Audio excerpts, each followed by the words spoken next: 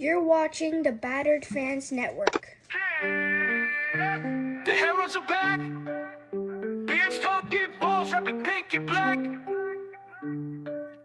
Coming live from the 305, it's official tissue. The Battered Fan, Chris and Dan, weekly rocking with you. We talk Messi, Boosie, Jordy, Lucho, the Fat Four, to Ben Cram, Noah, Ruiz, Fred. What more could you ask for? Tighten up and get ready, listen in on the pod. Solana and X in Espanol, just to even the odds. Breakdowns and gas bagging, join the tribe and just vibe. $3.99, don't forget to like and subscribe. Don't hesitate, say what's up, go ahead and come in. No question about it, I'm ready to get hurt again. No question about it, I am ready to get hurt again. Chris, the Heroes are back. Welcome, everybody, to episode number 344 of the Battle Heroes podcast. I'm your host, Daniel Gannett, and alongside me, as always, Mr. KBD. How are you doing, sir? It's a beautiful day today, and this is a it? great day to talk some football. Yes, it is, especially in Vancouver. Like Vancouver, the weather is amazing from what I see, and it's going to be 63 that day. Oh, that is nice. That's beautiful weather for a nice game. Yeah. You gonna fly out there? No, man. Are you kidding me? It's probably like half my leg and a full arm to get over there. You think it's expensive?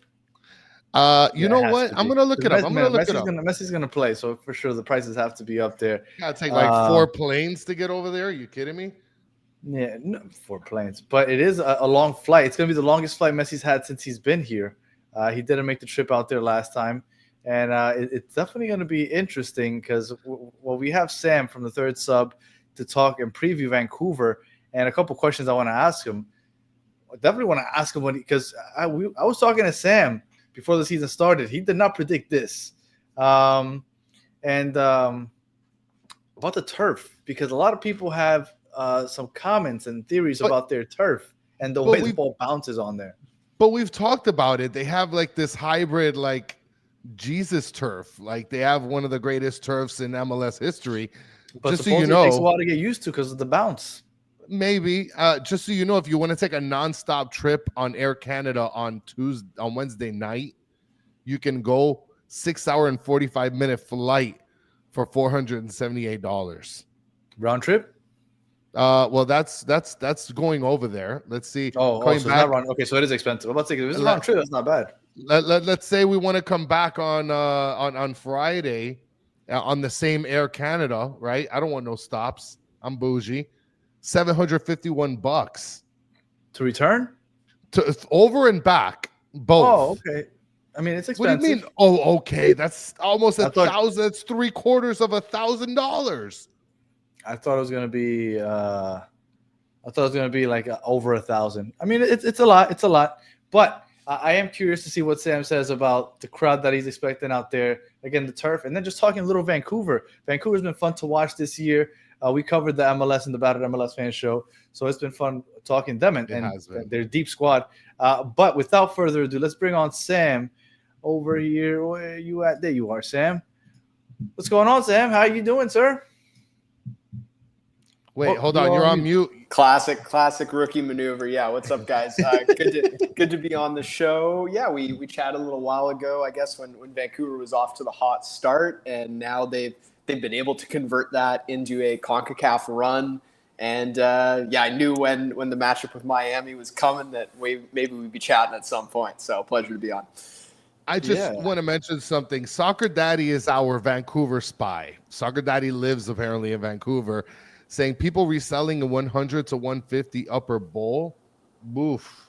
I know lots of people were chatting about when the tickets first went live. There were a couple of rounds of sales, and people were saying that the pricing was crazy. Obviously, it's kind of a weird dynamic too because there was the match last year at the end of May where everyone thought it was going to be the Messi match in Vancouver, and then both Messi and Suarez didn't even make the trip, and so there were a bunch of people that felt kind of aggrieved, which obviously, lots of markets in MLS have kind of had a similar experience. So I think there's lots of people that are looking for a second stab at it. So I'm expecting pretty much sold out crowds, going to be an interesting environment. I think that. How many fit in that stadium? So it'll be 52,000. That's kind of where it tops out. Well, so it's a stadium that was kind of upgraded for the 2010 Olympics to do opening and closing ceremonies. So it does have that like Olympic size capacity. It's just for the Whitecaps, the upper bowl It's always closed. rarely open, and even they often have tarps and stuff over the part of the lower bowl. And I mean, it's I crazy. had no idea that it fit that many. The lower bowl can pack out at 26, 27 just in the lower bowl.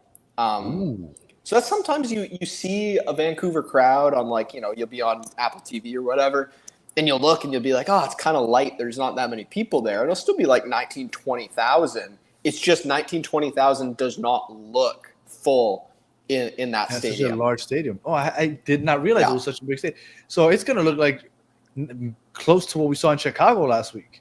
Hopefully, yeah. I think Chicago was a little over 60. Yeah, that was at Soldier Field, presumably? Yeah.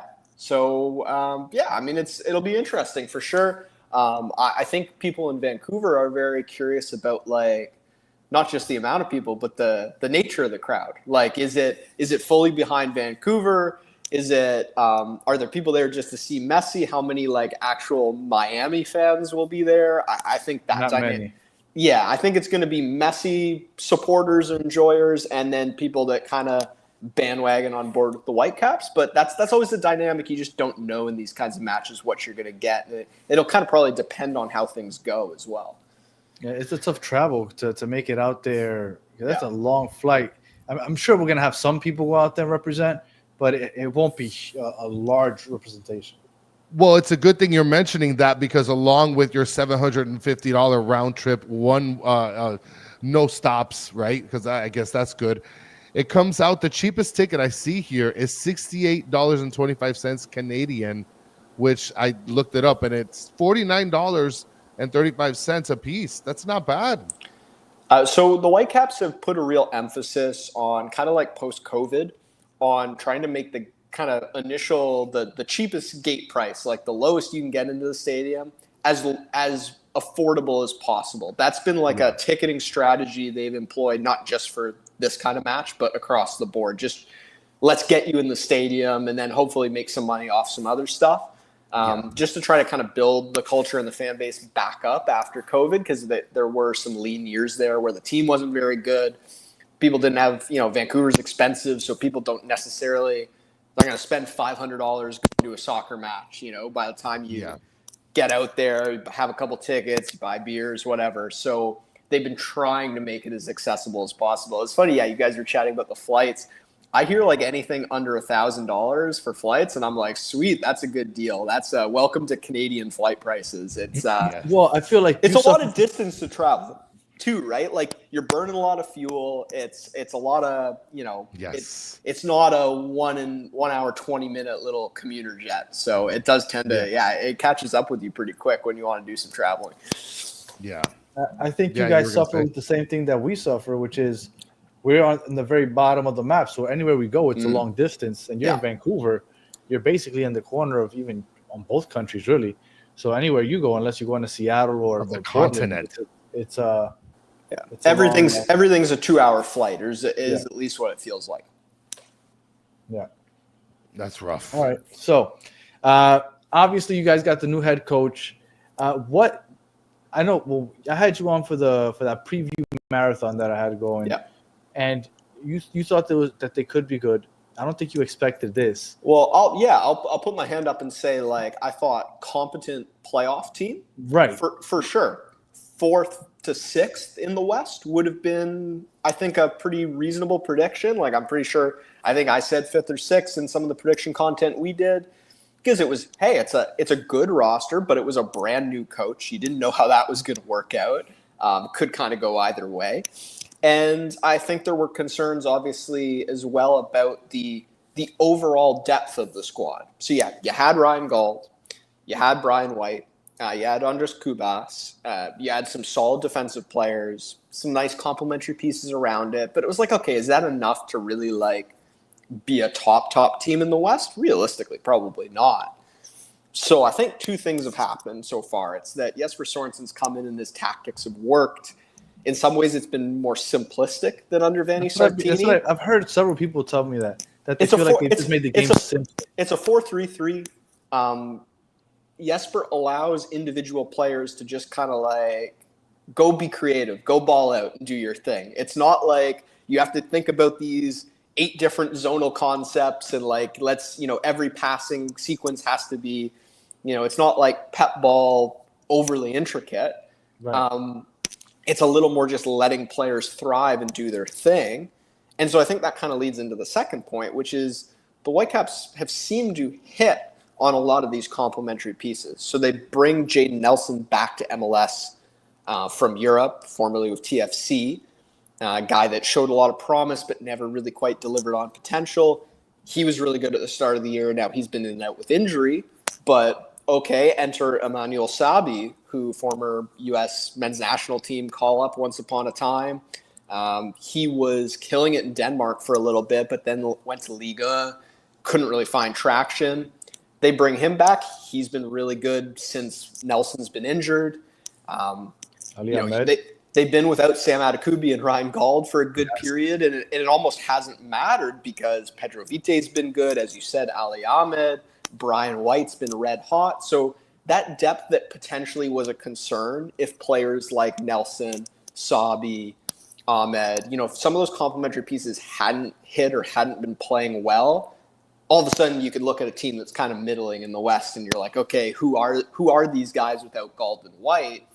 But they've kind of answered that question under Sorensen with the depth of complementary players. The attack has been very multiple and diverse. This is no longer White and Gauld or bust. They've had, I think it's something like 11, 12 different goal scorers already this year. So yes, getting contributions from center backs. They've been good on attacking set plays. Midfielders, more shots from distance, something we didn't see under Vanni Sartini. They're a little less selective. They're just willing to create a bunch of different ways.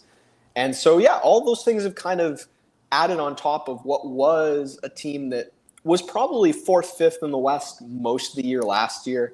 And then international call-ups, injuries late in the season. They went on a terrible run. They ended up dropping all the way down to 8th. But then, we saw them go toe-to-toe with LAFC, almost make it out of the first round. Yeah. So that baseline was always there. But it's just kind of been crazy the way all these unknowns, all these questions seems to have been answered so far this year and answered in the best possible way. And that's the part of it that you couldn't have reasonably expected. Sebastian Berhalter is one of my favorite players to watch. Yeah. Oh my goodness. And what an acquisition. I think they brought him in from Columbus for like $450K GAM or something like that. And at the time, he was 20, 21. It's something that's, And to his compliment, he's a guy that I think never gets considered as like a young player or like a developing player because he's been a pro for so long. And because he plays like in the best possible way, he plays like a coach's son. Like he does all the right things, all the little details. He's a very mature player. And so I think it's underrated. This is a guy that's under 25 that, like, honestly, could be in the conversation to be in the U.S. mix long term. I think that's the way he's been playing this year, yeah. Not completely out of the question, right? I know people would probably meme that into oblivion if it happened, but yeah, it would be a disaster. Again, there's another guy who's not necessarily, like a known commodity across MLS, but another player that's really hit and like found another gear under Sorensen. And that was the book on Sorensen coming in. He coached the Danish under-21 team with a bunch of promising young players and really kind of got the most out of them. And that's something that he's been able to do so far. The question is, how long is that going to keep going? Will the momentum slow down at some point? The train's just kind of kept on rolling for now. I mean, we're almost at the end of April, but we all know that MLS seasons are long and grueling. We're only a quarter of the way through. In the West, we see a team like Seattle every single year. It feels like start terribly, and then they're one of the best teams in MLS by the end of the year. All the time. Without fail. So, Vancouver's done such a good job. They can probably kind of cruise and be mediocre the rest of the way, and they'll still have a playoff spot. But the question is, can they be a top team from match week 1 all the way to the end of the season? I think that's still very much in question. But, promising early signs, and I think people in Vancouver are enjoying it so far. Yeah, Chris. Well, I wanted to bring up the whole, turfy turf thing. Yeah. So I looked it up, and the pitch is Politan Liga Turf 240 RS Plus, right? It's all-weather turf. It's received a FIFA 2-star rating, whatever that means. And it's designed to meet the highest standards. So, like, Danny, we've talked about this turf before. Vancouver, as far as I know, and I don't know anything about this turf, but I've just heard it's like a we've hybrid. heard a lot from like LAFC, It's and not other Atlanta Galaxy United podcasts turf. that we have, that they're like, oh, we hate playing up there. The ball bounces weird, and so we've heard a lot of Western Conference podcasters that join us talk about it in a negative way. I think you're the perfect person to ask about it.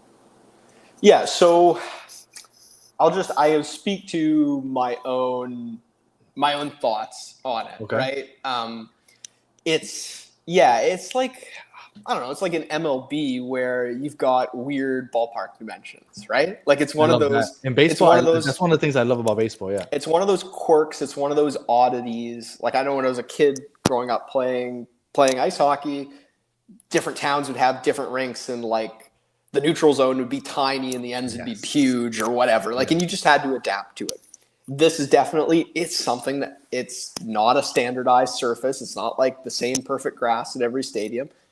The turf's a bit weird. Like the thing I think that catches people out is that when the ball, imagine you're playing like a cross field ball, right? Mm-hmm. And you're maybe trying to like hit it to someone in space to run onto. Advance it, yes. That first bounce, it's gonna come off low and it's gonna come off fast. It like skips off the turf. It won't just like bounce and grip. It'll kind of glide on bounce and it'll surge forward. It's almost like on tile. So when you're throwing rocks in a lake.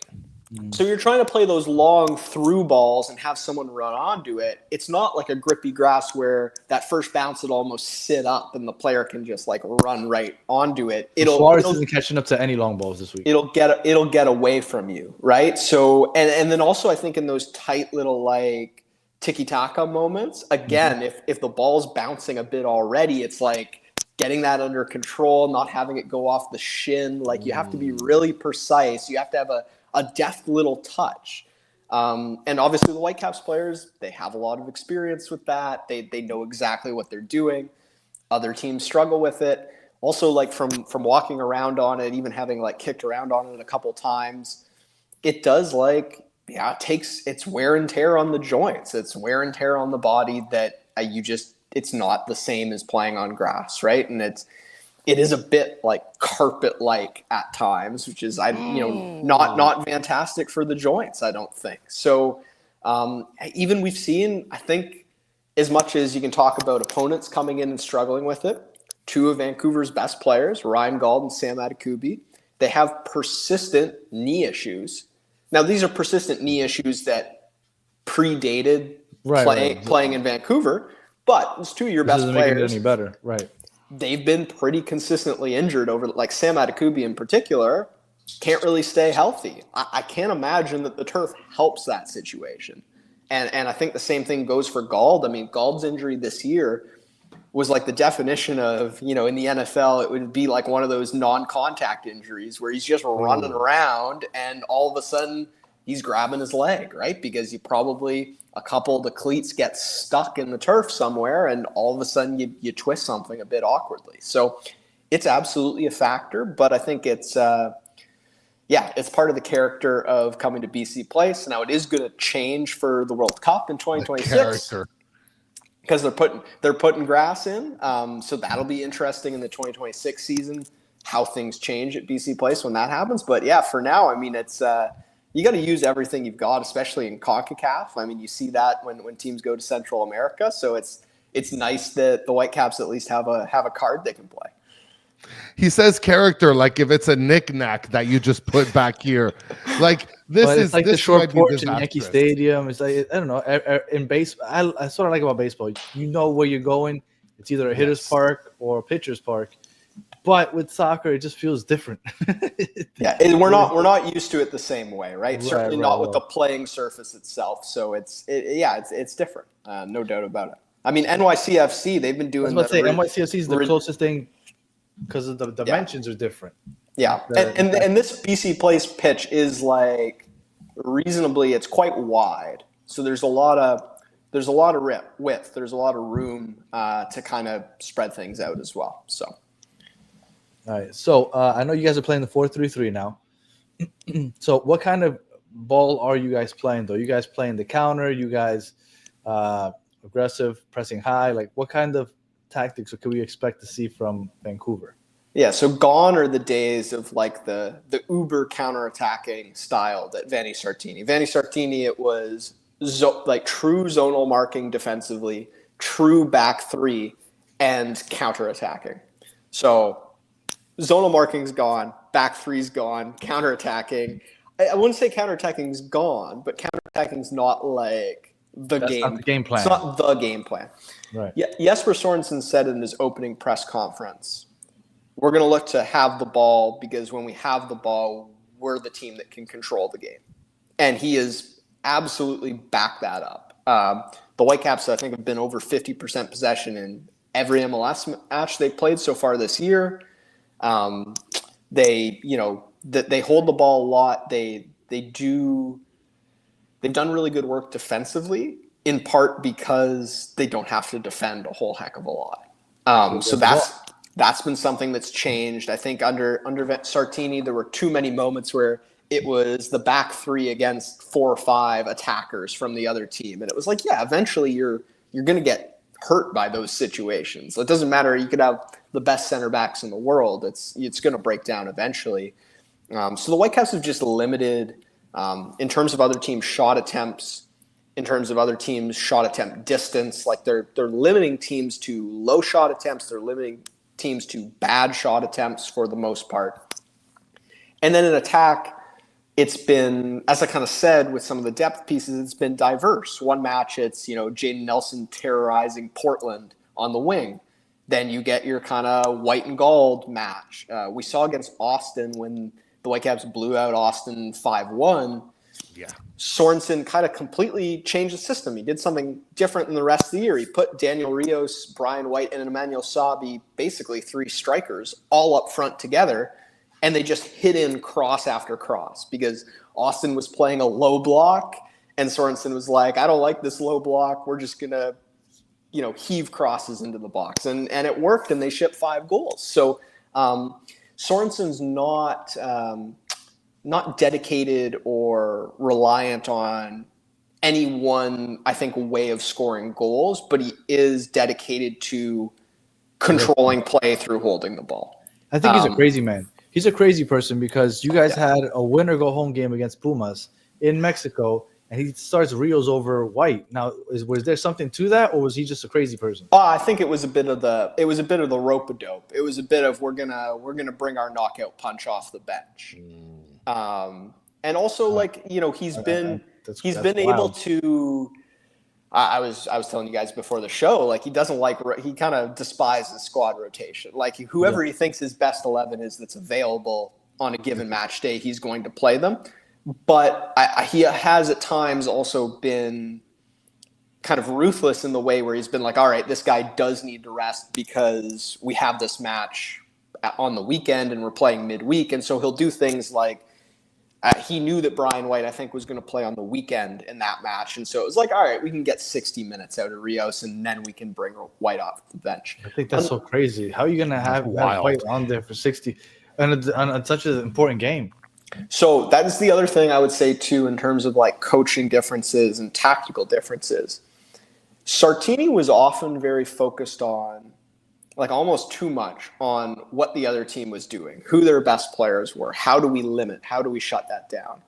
Sorensen has like a very Scandinavian sort of matter of fact, in a way almost like arrogance, where it's like, oh yeah, sure, they have good players, but they suffer in this area. They're not very, I think he would look at Miami and he would say, man, those fullbacks like to get forward. And when those fullbacks get forward, there's opportunities we can exploit. So he's very focused on what his team can do to exploit weaknesses and less so on like, oh gosh, that's a really good team. How are we going to play against them? So there's a ruthlessness and there's a confidence there. And I think that speaks to, he wasn't thinking oh, I don't know if I can afford to start Brian White on the Right. bench. He was like, no, I've got a game plan. This is going to work. We'll bring White off the bench. He'll do the business, no problem. Like there's a confidence there. Yeah. That's So why it almost didn't work out because you guys needed to go to death. right. So I don't know. It's been working so far one way or another. I mean, that's something we can talk about with this a little bit too, in the nature of Vancouver's previous CONCACAF ties. Is they've done it to themselves the hard way, where they've allowed an away goal. They've hosted the first leg of the past two against Monterrey and Pumas. They've honestly, in those home legs, they were dominant in both of them, but they kind of gave away cheap away goals that allowed the other team to come away with a result.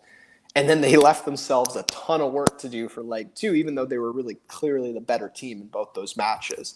Absolutely. So I think, I think it's kind of clear. We're going to have to see how it goes. I don't feel like they're going to get away with that against Miami. I feel like they have to go and validate a good performance in leg one, because it feels like there's just, all it takes is one moment of brilliance from one of the key players on Miami to flip a game that maybe they're not even playing the best in. So I think that's something where Vancouver, can't afford to just give away a cheap away goal, and needs to, try to be as buttoned up as they can in this opening leg. But at the same time, I think even if they struggle, even if it ends up in a 1-1, this team has almost like an irrational sense of confidence at the moment. So they're gonna fancy themselves really no matter what happens, I think. Well, and I don't want to get to the point of like the cliche of like this is the game that's like defining for you guys. But it's like a big test, that's for sure. Yeah. It is. I mean, but in terms of just this tournament, that's obviously this is a key game in that sort of, I guess, perspective. I mean, looking at your right to ask strengths and weaknesses, you guys are like one of the higher scoring teams and one of the better defending teams. Is this strengths and less strengths at this point? I think so. I think ultimately the defensive play or just like the overall defensive consistency has in a way been like more impressive, because there were constant concerns or inconsistencies under Sartini that even if they went on good runs, it was like, this is only a matter of time before this team gets exposed defensively, because it felt like the system could never be fully trusted. Well, and can I cut you off a second real quick? Yeah, go ahead, Danny.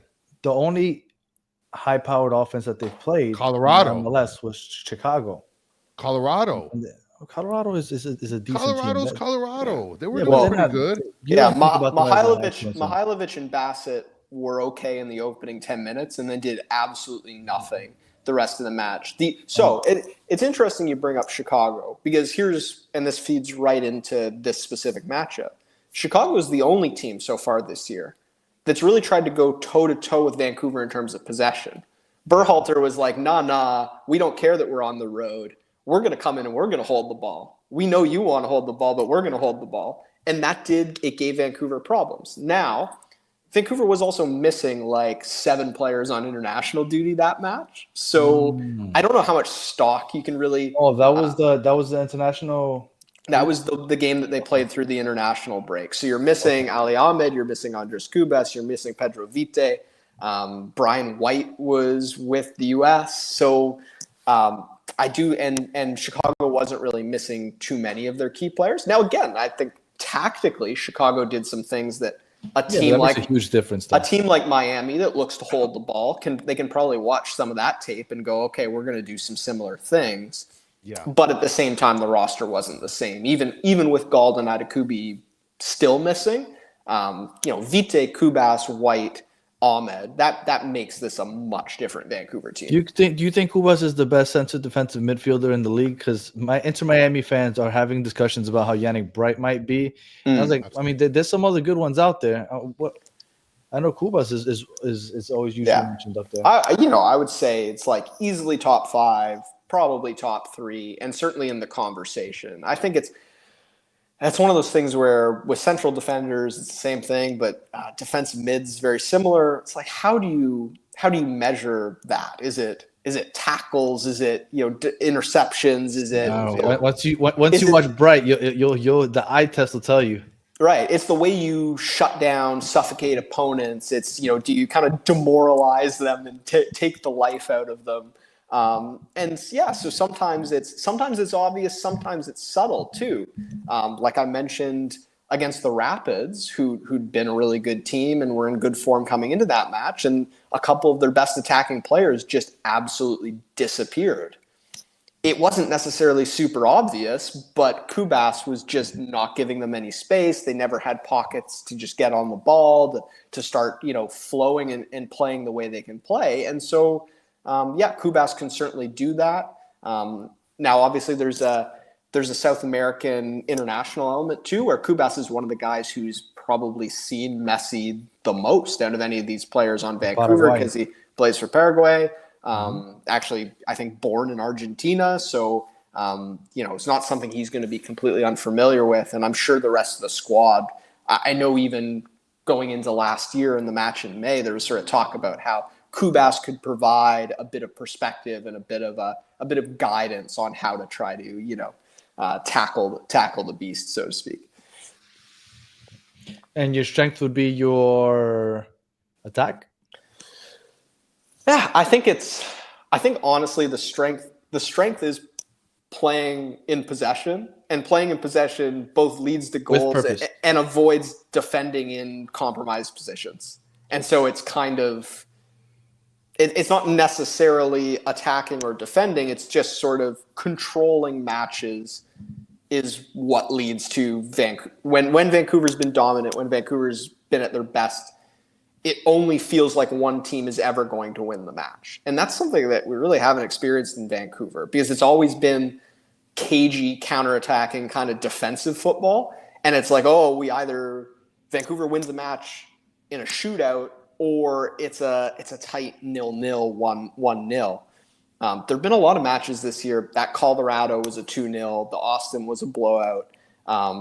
Even FC Dallas, they went down to FC Dallas and won 1-0. And it felt like, Petar Musa, Lucia Costa, they just never even got a sniff at goal. It was just completely dominant. And that's not something we've seen in Vancouver. And I think that's all due to just, the way Vancouver has at times been able to just exert control, where it feels like only one outcome is possible. I see a lot of comments about Gressel. For those of you who aren't aware, Gressel has played in Vancouver. He played for the Whitecaps.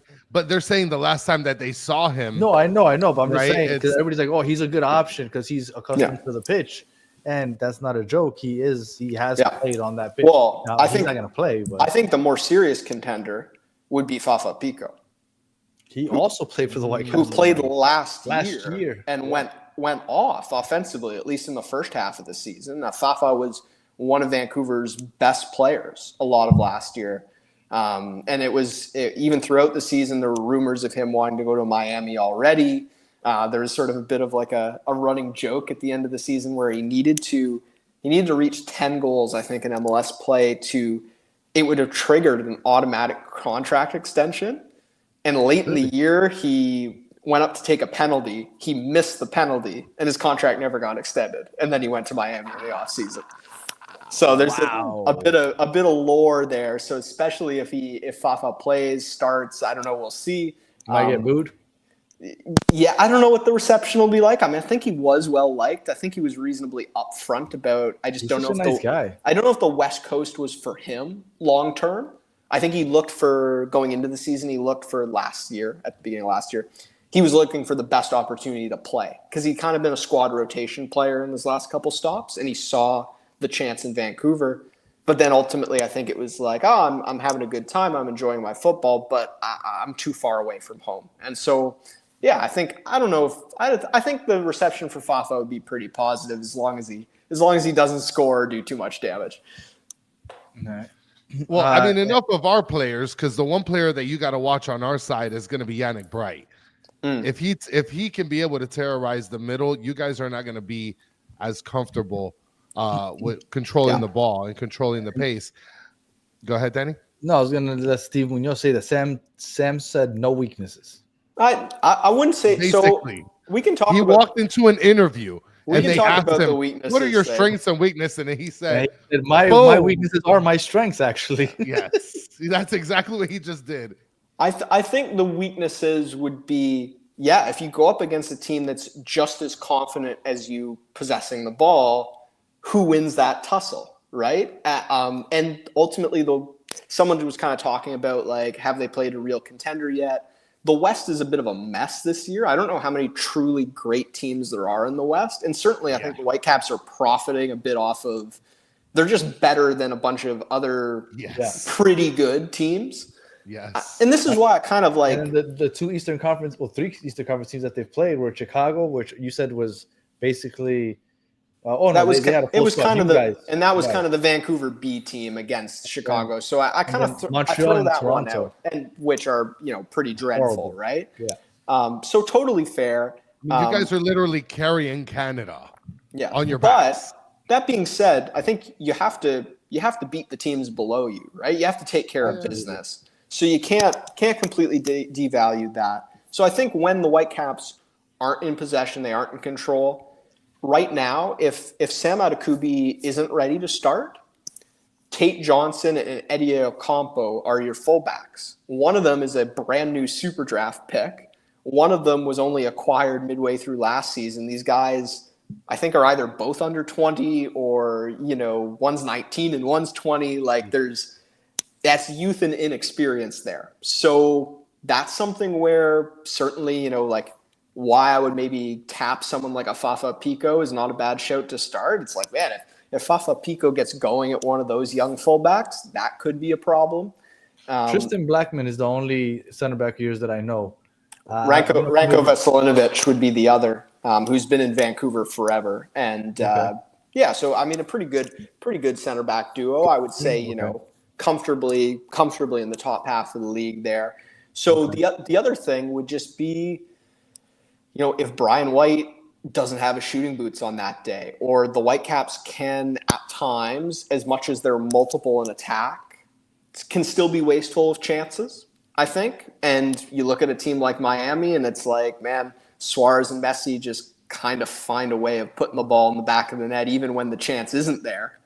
So that's something where Vancouver, sometimes they create more than they actually finish. And, that's another, it's been hard to point at a lot of like really big problems with this Vancouver team, the way that they've been playing, but those are maybe a couple of the underlying things, the young fullbacks, and then just being wasteful of chances, or when Brian White isn't on his game. So Nelson and Gold have been injured. Nelson might be ready to come back. When those two are healthy, what happens? Does Sabi and Ahmed go to the bench? Like, who starts? Who do you think? When Ahmed is good, man. So yeah, in terms of so you got Brian White in the middle, and then you've got Nelson, Sabi, and Ahmed to fill two spots, right? And we've even seen Pedro Vite play in an advanced role as kind of like a false winger that would tuck in and play in a free role. So now Vite's back in the midfield. And yeah, I think that it's just going to kind of be a shootout. I think Ali Ahmed probably has the inside track to be a consistent starter, because I think his chance creation and just like overall game, his baseline is pretty high. With Sabi and Nelson, it's a bit more, they can absolutely take over games, but they can also be a bit invisible at times. And so my guess is those two will kind of fight it out for that right wing spot, and Ali will play on the left most of the time. Okay. But I think Sorensen will just also ride the hot hand and form. If the Whitecaps are going to continue to be in CONCACAF, there's going to be rotation required. And then it's a whole different question when Ryan Gauld is back, obviously, because he kind of would put Gauld into that front three rather than play him in the midfield. But I don't know if we're going to – I don't know if anyone asked in the comments, but I don't know if we're going to see Gauld in this CONCACAF semifinal, or if we do, I feel like it's going to be in a very limited capacity. So, and if anybody that's watching is unfamiliar with Vancouver, Gauld is known as their best player. Am I right? Yeah, so I mean, carried forward, business as usual. Right. I mean, yeah, he's been the MVP the last couple of years, and certainly in past iterations of this team, it's felt like unless Gauld is at his best, people have talked to me about this. Supporters have come up and said this, and it's like, man, when when Gald was injured or unavailable, it felt like this team was hopeless, had no plan. And this year, the Whitecaps have played for more than a month without him, and it's kind of like, as you said, business as usual, haven't missed a beat. So that's been a very noticeable, very tangible change in the way this team has played. I'm going to bring up a question by Steve Munoz, Don Cafecito. He asked, question for Sam, the match versus St. Louis, what's his take? Seems like a team with a decent defense can easily neutralize Vancouver. Would he agree? Yeah, I would say, first of all, I think St. Louis is more than a decent defensive team. I think they're actually a very good defensive team. They have not been able to score goals at all, and that's been a mess. But the defensive work rate was admirable. And I think to speak to the one potential weakness I saw, the Whitecaps were a bit wasteful of chances in that match. Like, they had 2 or 3 good opportunities. They didn't capitalize. And when you're going and playing on the road against a team with their back up against the wall, who they'd lost 4 straight, they needed a result. You could feel the pressure in the stadium, the noise of the supporters. Like, there was going to be a riot if they lost a 5th straight. So I think you got maximum effort from a pretty good, if not very good, team in St. Louis at home, and the Whitecaps were a bit wasteful. So I think the decent defense can easily neutralize Vancouver. That's probably sweeping a bit. It's a bit more aggressive than maybe I would go, but I think it's fair that, how will the Whitecaps fare against top defensive teams in the league? That's a valid question. But I would also say when Ryan Gauld comes back, that might be. Great players tend to have a way of breaking down good defenders, and so I think that's one answer the Whitecaps will be able to add as the season goes on. And Danny, Soccer Daddy says, my name is Jeff. Danny is traumatized. No, the top 2 defenses statistically are St. Louis and Vancouver. Statistically, I was Miami's given up. I was incredibly impressed with St. Louis on the weekend. I thought that was like a Lions effort to kind of hold the Whitecaps at bay. But there was a game where I forget when was it? It was 2 or 3 weeks ago that they came out and they played with, I want to say it was 5 center backs. Like, it was ridiculous. Like, they are obsessed with defending. Totally. But they're switching it up recently because they need to get a little more aggressive and get goals in. All right, now I know that we've basically run through your roster one by one. But we usually ask this question, and I don't know if you can, I guess, just entertain it anyway. Is there a player that people that haven't watched Vancouver really much, when they're watching the game, should look out for? Is there a player that you're like, you know what, this guy, look out for this guy because he's going to stand out to you if you've never watched him play? Yeah, well, I would say the one of the guys we tapped earlier, Sebastian Berhalter, would be like an underrated performer. I also think Seb in CONCACAF in particular has been just massively entertaining to watch because Seb has like a real edge. Like, he'll get in people's faces. He'll, dive in for some dubious tackles. He'll get up in people's faces. He'll be jawing at the ref. He'll get involved in the game within the game. So I think Seb's always a fun watch in CONCACAF because he tends to kind of embrace the nature of the contest. Yeah. I guess the other one that I would, to kind of round out the roster, and I think maybe this is something that is underrated in this matchup, is the goalkeeping duel. So Yohei Takaoka for Vancouver, a very good 1v1 shot stopper, and incredible with the ball at his feet. Like, composed, can play it with both feet, can pick out passes, really helps the Whitecaps with that possession-based buildup. Okay. But Takaoka, I've never seen a goalkeeper that almost at times feels like afraid of the ball in the air. Like, he doesn't come up high to claim it. He's always catching it in his chest. And when you see teams do this on corners, on set plays, they try to play it in as tight to the goal as possible because they're like, all right, Takaoka, come high and claim this in traffic. Let's see if you can do it. So that's something that I think is just, especially with, savvy veterans that have seen a lot of football, I think they're going to be watching some of that tape and being like, oh, what set plays can we come up with to put this goalkeeper in a bit of trouble? I just think that's something that's we saw. What was it? It was Monterrey. Monterrey had some success on set pieces. Pumas had some success on set pieces. You know, those Liga MX teams, they watch the tape, they find every little edge they can, and they had a plan for Takaoka that at least put the Whitecaps in a bit of trouble. So I think that's something to watch out for. I mean, I know 100% that's something Miami has been looking at for the last couple of weeks. I think you just mark the tape, Danny. 44 minutes in, and we found the weakness. Well, I think he just answered my next question. I guess I'll ask it anyway. But Sam, let's say you are a degenerate gambler. Yeah. And you bet the house on Miami for some reason. It's a gut feeling. Yeah. And then on game day, you start getting a little queasy. You start doubting it a little bit. Yeah. So you find Mascherano and you walk up to him because for some reason you have access to him. Yeah. And you go ahead and you whisper in his ear, Mascherano, this is how you beat Vancouver. What are you telling him? Yeah, I mean, I think it's the set plays, it's the goalkeeper, it's whipping crosses into the box like right over top of his head, and I think again, especially if Sam Adekubi is unavailable and you've got those two young fullbacks, there'll be opportunities to hit in crosses. I think they're both Tate Johnson and Eddie Ocampo. They're very good going forward. They're very confident with the ball. When it comes to closing down and getting out wide to get in the way of those crosses, they've not always done a fantastic job. So that's some of the goals I've seen over the last month or so.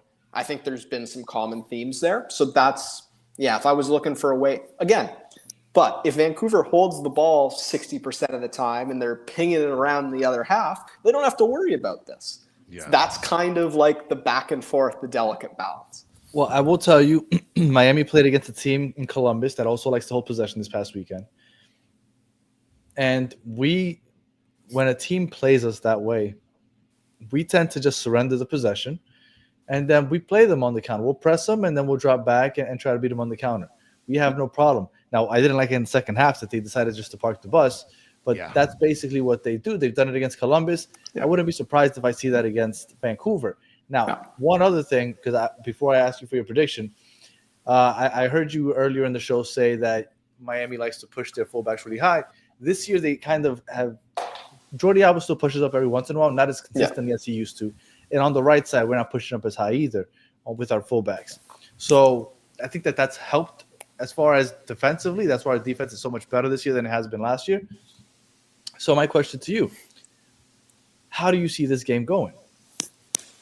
Yeah, so you can correct me. I guess I'll kind of ask you. Prediction within a prediction. My feeling about this Miami team this year is, under Mascherano, they've tried to kind of raise their floor a little bit because it felt like there's too much variance in this Miami team last year, right? And so it seems like maybe if they're not throwing bodies forward as much, there's those ebbs and flows in the match where they're maybe happy to sit back a little bit. They're definitely more balanced than they were last year. Yeah. So I think that, that obviously presents a challenge. I think the thing for me that's going to test Miami, and especially if most of the kind of star veterans are playing, is, if Vancouver's if you're going to want to take the ball away, if you're going to want to control the game, you're going to have to press, you're going to have to play with high intensity, you're going to have to make Vancouver uncomfortable. Can Busquets, Suarez, Messi, Alba, whoever else, can they maintain that high intensity on turf, on short travel for 90 minutes? Or will Vancouver eventually wear that down? And we even kind of saw that against St. Louis, where St. Louis does a great job pressing. They're great defensively. But in the second half, they just kind of got tired because Vancouver just kept playing with the ball, doing the same thing, and they started to run out of gas. So I wonder, will this Miami team be able to sustain that, and do what they need to do to hurt Vancouver for 90 minutes? I don't know if you want to keep going, Danny. I was going to move to something else here. Oh, I was going to bring this up. I still haven't. 10:30. Oh, yeah. Yeah, it's 10:30, not 11:30. There was a couple comments here. My name is Jeff. It says you can find Mascherano on East Hastings Street and bite his ear. Soccer Daddy follows up and says East Hastings is prohibited for travelers. What the hell is East Hastings?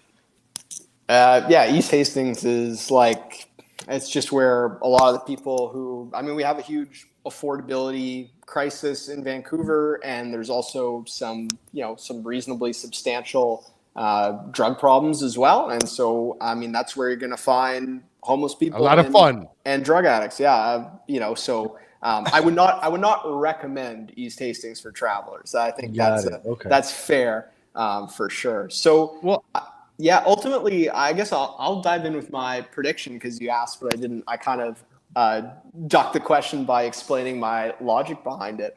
I feel like the Whitecaps, for the third time in a row, might have a 1-1 home leg and then leave themselves with some work to do on the road.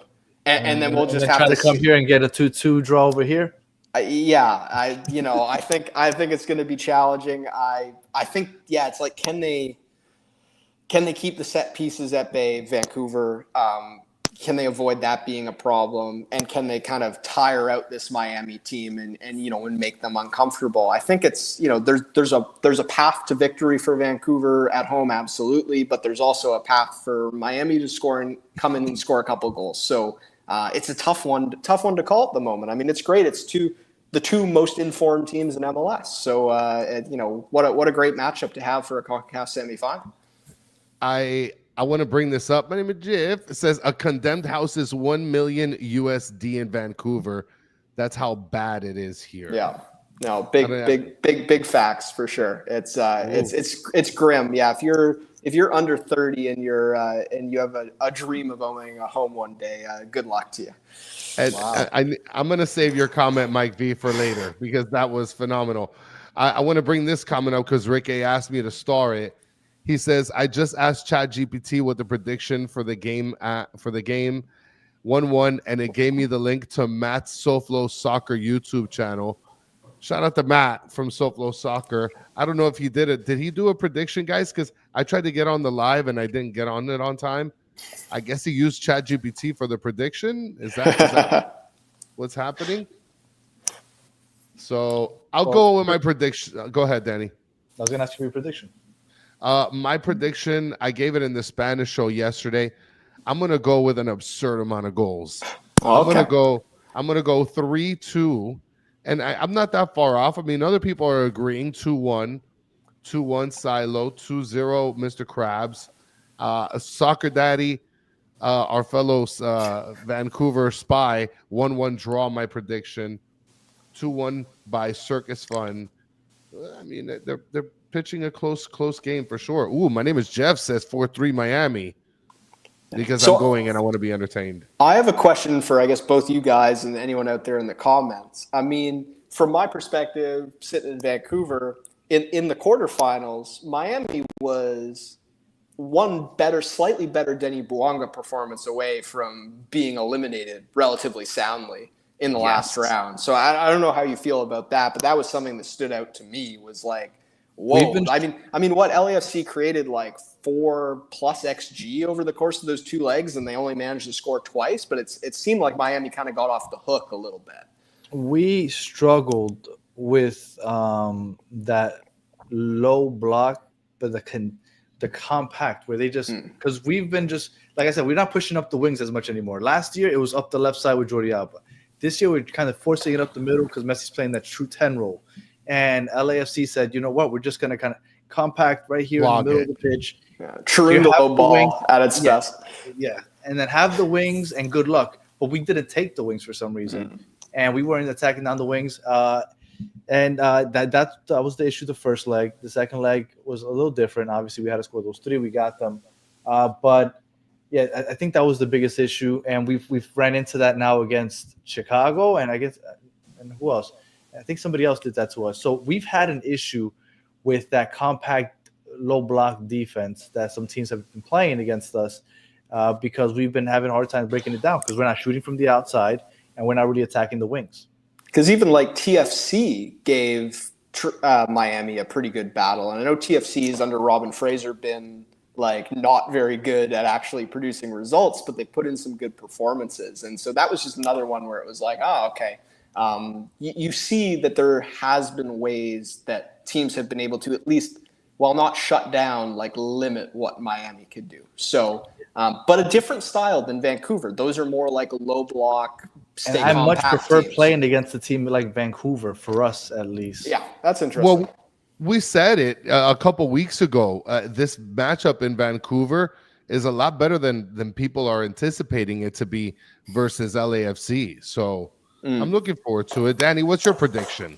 Well, I was looking here, and I didn't watch. Don't give me any something boring. Don't give me something boring. I didn't watch any of the. Well, I'm sorry. I'm going to give you what I think. I'm not going to do it just to entertain.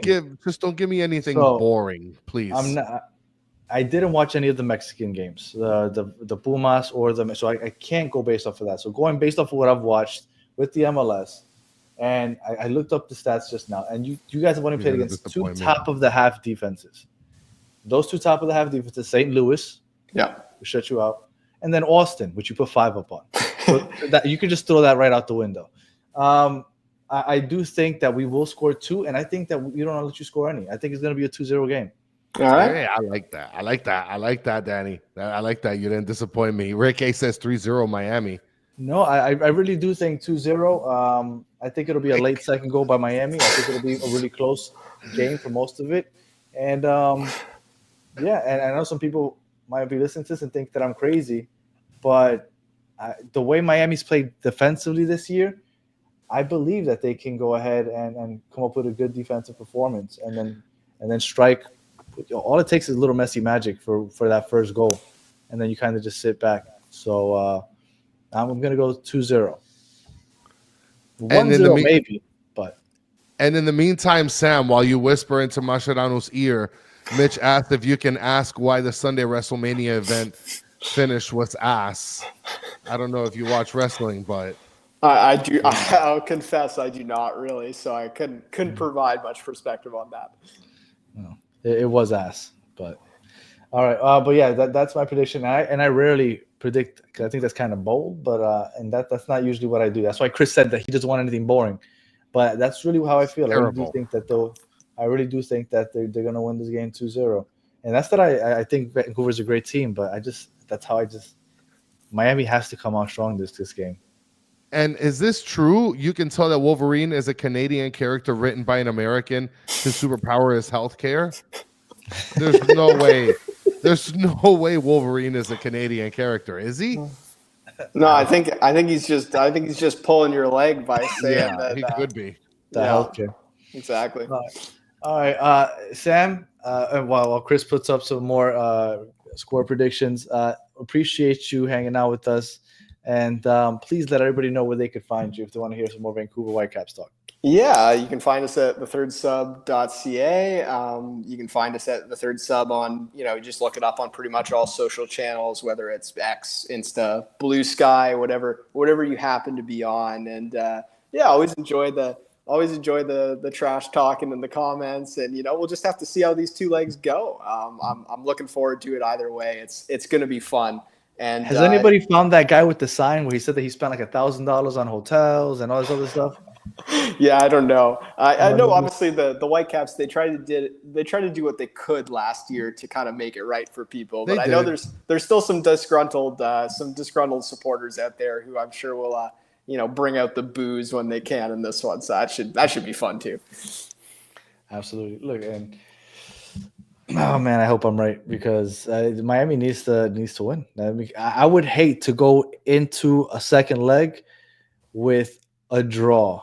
Yes. Because we've now seen Vancouver take advantage of that twice, and I would hate to see it again. And certainly, I think from a Vancouver perspective, this is like largely found money.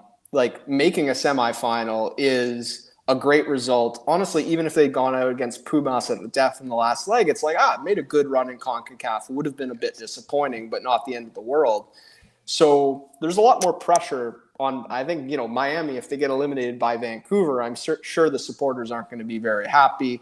I think in Vancouver, it would be tremendous, but it's not necessarily the expectation. So there's that dynamic at play as well. Absolutely, because and I don't know how sure the players want to win, but like you said, house money, the players know that it's house money, whereas in Miami, they know this is a supreme failure if they don't make the final. But a lot of those players have also, been built and grown up that way where every match is like that. So it's, if you're going to pick in the team in the league that's used to it, it's Miami. So I'm not saying that they're gonna shrink with the moment, because that seems unlikely. And just real quick, anybody watching that is an Inter Miami fan, we're America's team for the semifinal. We're the only American team technically, right? Because you got 2 Mexican teams, a Canadian team. We are Team America, people. Yes, we are. Yes. Chris, any final words? No, man. This was a blast. And my name is Jeff. Is asking question for Sam, but are you sorry? All these Canadian jokes. You guys are awesome. I'll happily be sorry if the Whitecaps eliminate Inter Miami. I'll apologize for it happily.